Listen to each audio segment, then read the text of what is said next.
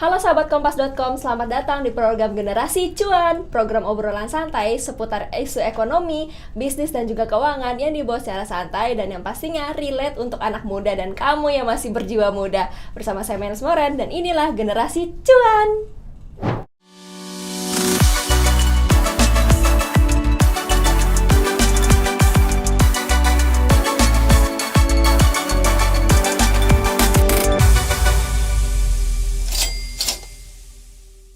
Sahabat Kompas.com, pernah dengar gak istilah generasi sandwich? Pasti udah sering ya dengar di kalangan anak-anak muda sekarang, apalagi di sosial media lagi happening banget. Nah, generasi sandwich itu, for your information, seseorang yang harus menghidupi 3 lapisan generasinya. Entah dia menghidupi orang tuanya, anaknya, sanak saudaranya, dan diri dia sendiri. Dan untuk melihat seperti apa sih generasi sandwich menghadapi tagihan-tagihan akhir bulannya, ini ada cuplikannya untuk Anda.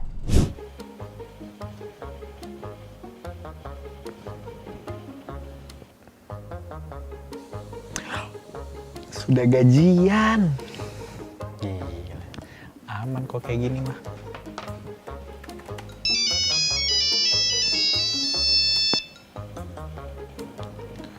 Halo, Ma. Oh, udah bunyi listriknya. Emang berapa butuhnya? Ya udah.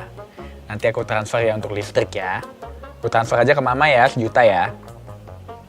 Oke, Ma. Love you. Listrik 1 juta. Sip, aman.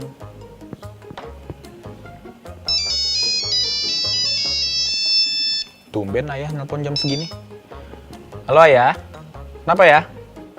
Loh kok bisa? Bukannya kemarin baru diservis mobilnya? 500.000. Yaudah. Aku kirim ke rekening ayah ya, 500 ribunya. Ya. Ya ini langsung. 500.000 ke rekening ayah. Sip. Aman. Kenapa? Halo Dek, kenapa Dek? Iya. Buat buku sama SPP kan? Iya. 2 juta ya Dek. Oke Dek. Listrik 1 juta. Mobil ayah 500. 2 juta adek. Loh, tinggal 1,5. Gue makan apa ntar sebulan? Gagal semuanya. Oke sahabat Kompas.com, tadi udah lihat ya bagaimana pusingnya generasi sandwich mengatur keuangan setiap bulannya. Nah untuk menghindari kepusingan tiap bulannya, kita akan ngobrol bersama Mas Handoko selaku founder One Shield dan juga CEO PT Cerdas Keuangan Indonesia. Halo Mas Handoko, apa kabar? Baik, Mei. Oke, tadi kan kita udah bahas sedikit ya, generasi sandwich itu nggak hanya membiayai dirinya sendiri, tapi orang lain juga, which is anggota keluarganya. Kalau menurut Mas Handoko, bagaimana melihat fenomena ini? Bahkan sekarang anak muda pun bisa jadi generasi sandwich. Betul, oke. Jadi tadi Mei udah sebut ya, generasi sandwich itu kan dia diinspirasi oleh Dorothy Miller di tahun 1981 ya, di mana dia bilang kalau generasi sandwich adalah orang dewasa yang menanggung beban anaknya dan juga orang tuanya. Bebannya beban apa sih? Beban psikologis dan beban keuangan gitu ya jadinya. Kemudian ternyata ada juga loh generasi sandwich itu yang artinya adalah usia dewasa di atas 18 tahun tentunya, yang dia juga menanggung bukan hanya orang tuanya tapi adik-adiknya. Ada juga yang bilang, Brady ya bilang bahwa generasi sandwich itu adalah seseorang atau individu yang dia menggunakan sumber dayanya untuk membantu generasi, yaitu orang tuanya dan anak-anaknya. Itu juga masuk kategorinya. Tapi ada satu riset yang menarik juga ya, bahwa di riset itu ada satu yang mengatakan gini, jadinya generasi sandwich, di mana kalau ada di antara mereka yang punya penghasilan rendah, maka dia akan terjadi konflik antara pekerjaan dia dengan keuangannya dia, ya jadinya, atau keluarganya dia, ya, dan itu membuat mereka menjadi stres jadinya. Nah, tadi kan Mei tanya mengenai fenomenanya ya. Saya mau coba masukin dulu ke sensus penduduk Indonesia 2020 ya, di mana di sensus penduduk Indonesia 2020 itu kan sekarang usia penduduk Indonesia 270,2 juta. Ada peningkatan 35 juta dibanding tahun 2010. Ya, di mana kita ada kurang lebih beberapa lapisan ya, dari pre-boomer itu di atas 75 tahun, kemudian baby boomer 56 sampai 74 tahun, itu jumlahnya 11,56%. Kalau yang tadi pre-boomer di atas 74 tahun, sekarang 1,8%. Nah, sekarang kan kita pengen tahu generasi Z ada di mana kan gitu ya jadinya. Saya kira mereka ada di antara Gen X di usia 40 sampai 55, itu kisarannya di 21,88%. Kemudian Gen Y yaitu dibilang milenial, itu di usia mereka 24 sampai 39 tahun ada di 25,78%. Dan Gen Z di 8 sampai 23, mungkin sebagian di antara 20 tahun mungkin mereka masuk ke dalam generasi sandwich ketika mereka tadi udah bekerja dan mereka membiayai adik-adiknya selain orang tuanya. Itu ada di 27%, baru yang di bawah post Gen Z itu di kurang dari 8 tahun 10,98%. Jadi generasi sandwich itu ada di mana sih? Mereka itu ada di antara yang paling banyak itu ada Gen X dan Gen Y, kurang lebih mungkin hampir sudah 49% kurang lebih jadinya ya. Dan saya nggak tahu, mungkin semakin hari semakin banyak ke depan. Kalau misalnya saja si generasi sandwich yang sekarang itu tidak memperbaiki keuangan mereka, gitu kurang lebih. Iya. Kalau misalnya tadi Mas Andoko bilang mengelola dari awal keuangannya, langkah yang tepat bagi generasi sandwich dalam mengelola keuangannya itu seperti apa ya? Banyak yang di luar sana anak muda kayak, aduh gaji aku masih pas-pasan nih, tapi harus bayar sekolah adik, kontrakan rumah misalnya. Itu bagaimana ya cara mengelola keuangannya? Baik. Untuk sebelum masuk ke mengelola keuangan, saya tampilin data lagi dari OJK. Iya, boleh. OJK bilang bahwa literasi keuangan Indonesia per 2019 itu kurang lebih 38,02, hampir 38% lah pokoknya ya. Artinya di antara 100 orang, baru 38 orang loh yang melek literasi keuangan atau well literate gitu ya, atau cerdas keuangan mereka. Nah, apa sih artinya literasi keuangan? Literasi keuangan itu adalah kemampuan seseorang untuk memiliki keterampilan, pengetahuan, atau keyakinan untuk mengelola keuangannya dia dengan cara efisien dan efektif untuk bisa meningkatkan kesejahteraan mereka. Nah, sekarang apa aja sih kemampuan dan pengetahuan mereka? Itu ada layer-layernya sebenarnya kalau di beberapa riset yang lain. Paling tidak pertama, minimal mereka bisa mengelola keuangan mereka.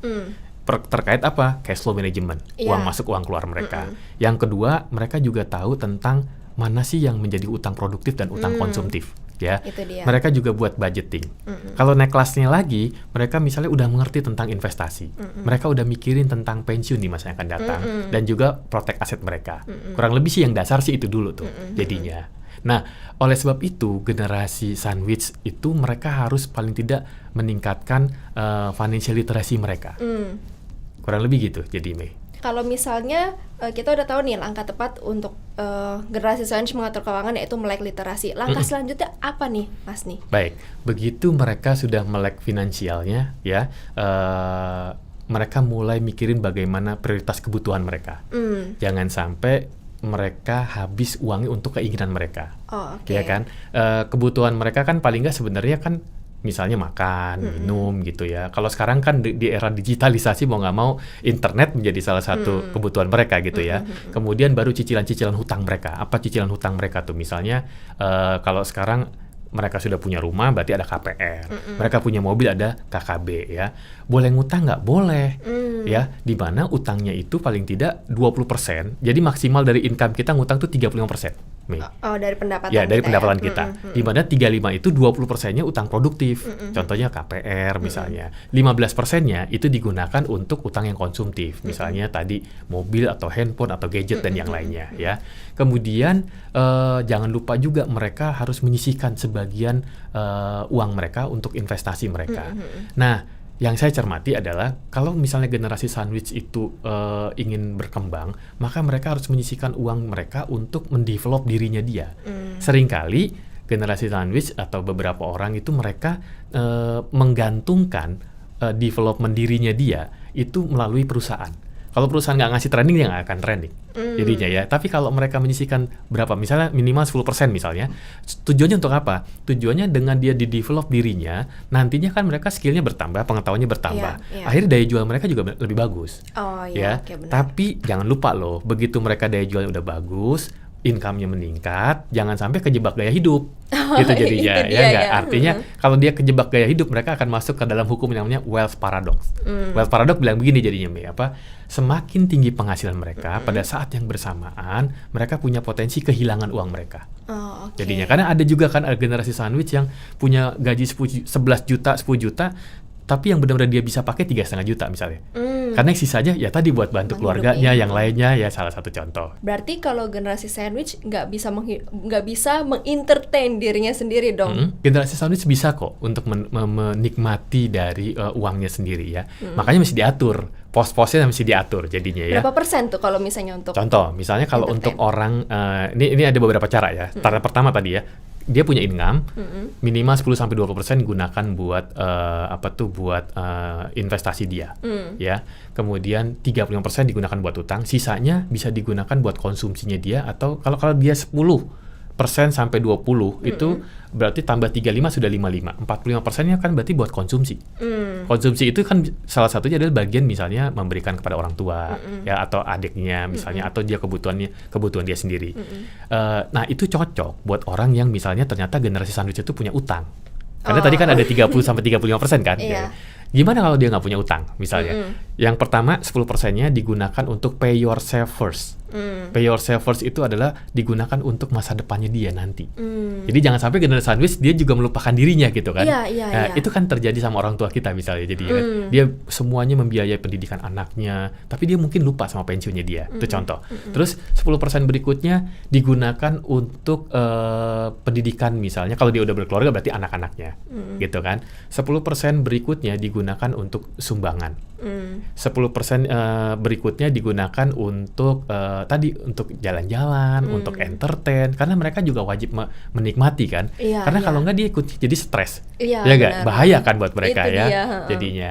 Kemudian 10% berikutnya bisa digunakan untuk protect aset mereka. Kalau mereka masih memungkinkan untuk bisa lakukan itu. Sisanya 50% silakan untuk konsumsi. Oh, oke. Jadi ini biasanya cocok buat mereka yang nggak senang utang. Nah, tadi kan udah sempat di-mention mengenai investasi generasi sandwich. Kita akan bahas, tapi di video part 2 ya, untuk para generasi sandwich, bisa gak sih sebenarnya atur uang untuk investasi? Ya. Lebih baik mana, investasi atau menabung? Ya. Nah, ini yang suka jadi galau nih antara generasi sandwich. Kita ketemu di video part 2 ya, generasi cuan. Jangan lupa saksikan di video part 2 ya, di kolom deskripsi linknya, diklik, dan kita ketemu di pembahasan video part 2 generasi cuan.